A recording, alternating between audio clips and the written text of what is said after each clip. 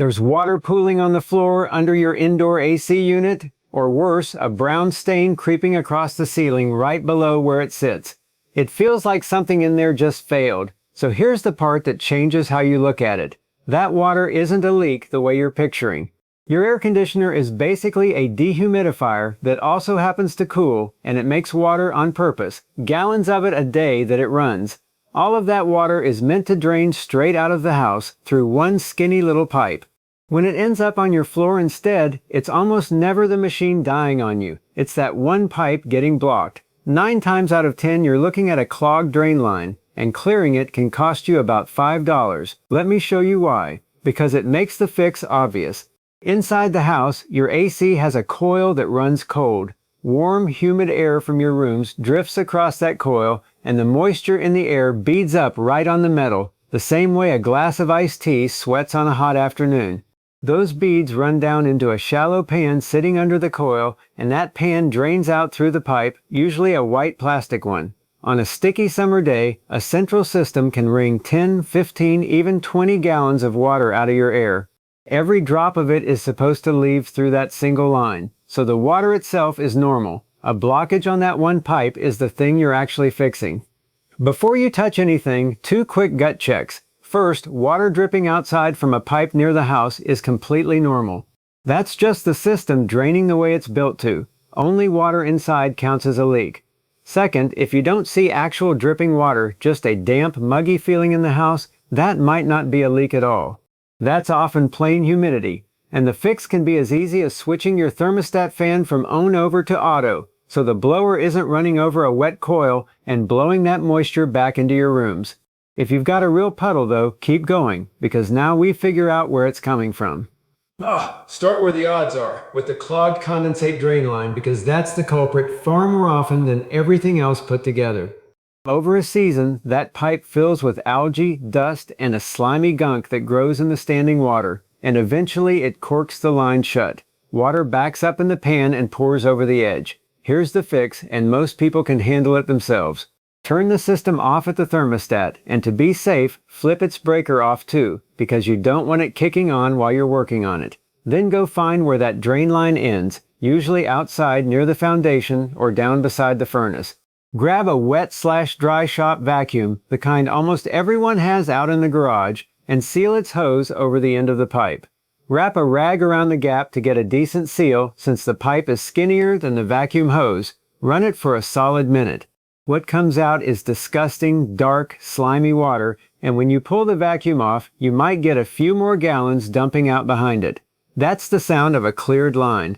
Honestly, that shop vac trick is the highest value $10 you'll ever spend on your house, and a plug drain is one of the most common summer service calls in the whole trade, which tells you how routine this really is.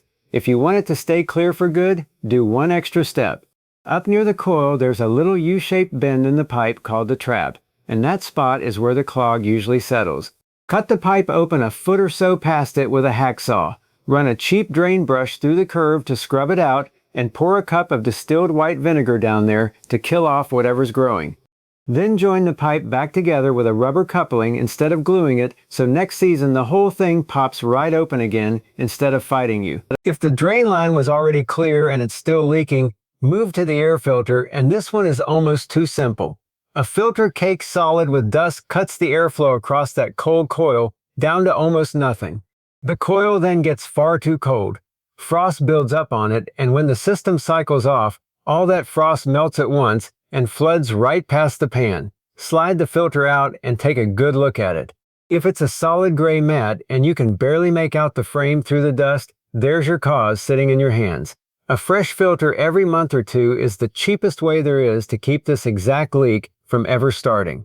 Here's a handy trick for narrowing it down further. Pull the drain hose off the unit and watch what happens.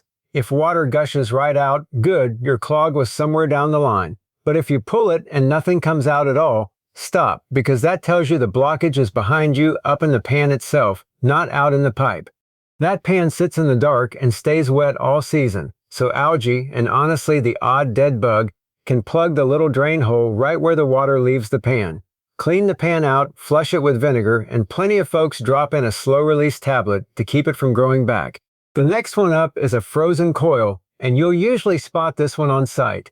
If there's actual ice built up on the coil or on the copper lines, and your AC has been blowing weak or barely cool, that's a coil that iced over and is now melting all over your floor.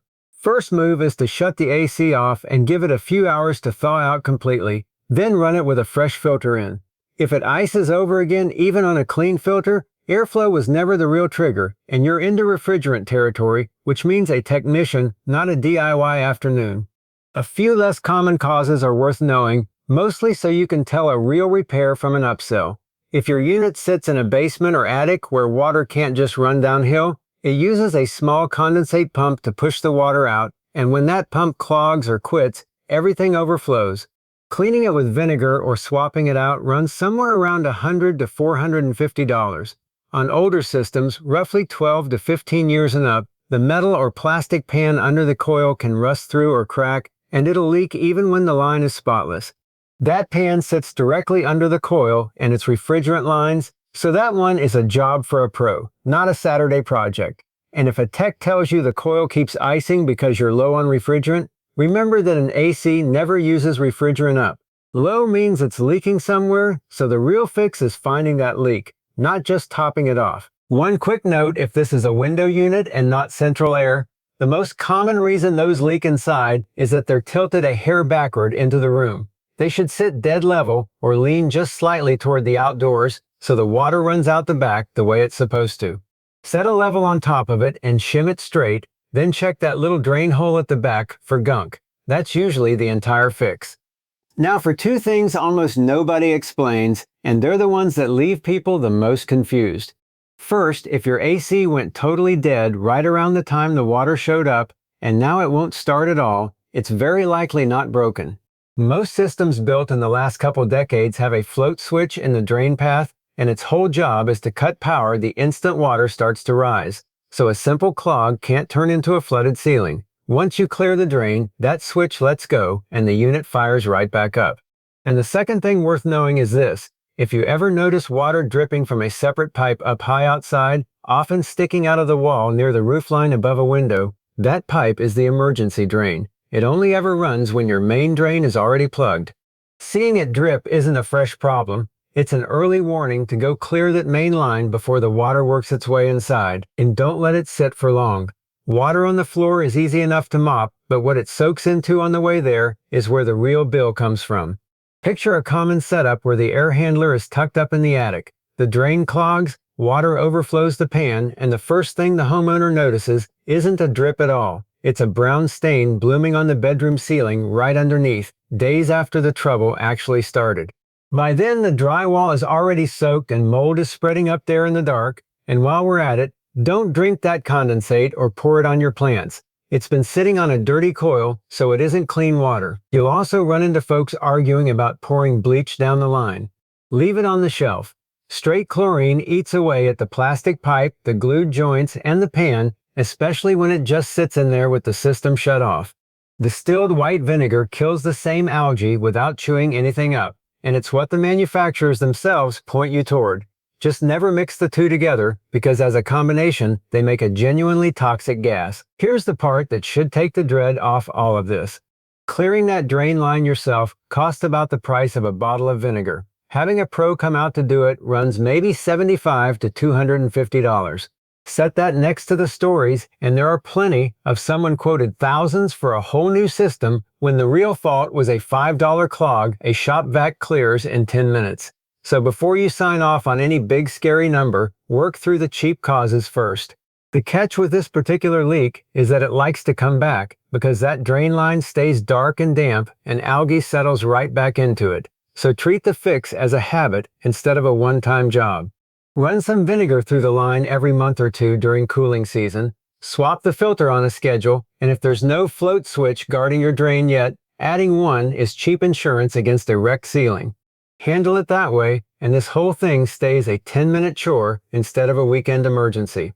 The gear that makes it painless, a wet/dry vac, a drain brush, condensate tablets, and a float switch is all linked down in the description so you can grab the right ones without a guessing game at the store.